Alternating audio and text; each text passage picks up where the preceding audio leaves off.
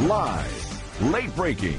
This is KMAX News at 10 in high definition. Obviously, this will have some kind of impact between, the American and Saudi relations.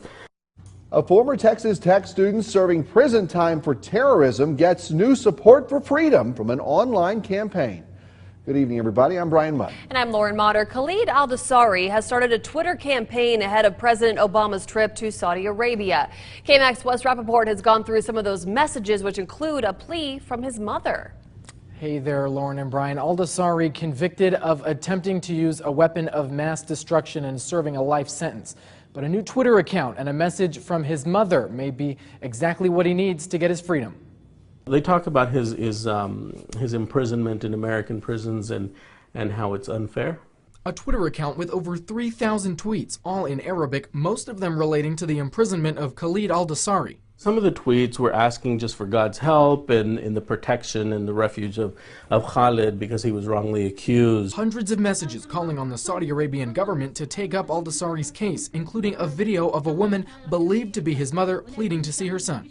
She has a plea for them to look into the case of her son, but at the very end she says, I'm an old person and I want to see my son before I die.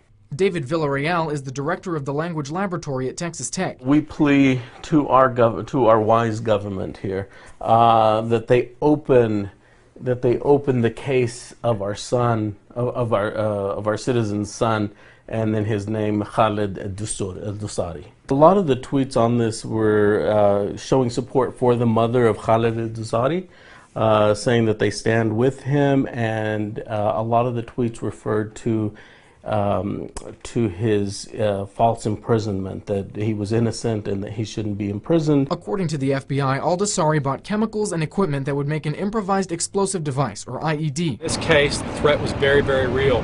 Mr. al-Dousari had but one goal in mind, and that was to detonate a weapon of mass destruction on American soil. This new resurgence of support comes at an important time for U.S.-Saudi relations, with President Obama planning a trip to the region later this month. One of the comments on the tweet was that they're going to undertake this campaign, kind of take it a step further, to coincide with President Obama's visit in Saudi Arabia.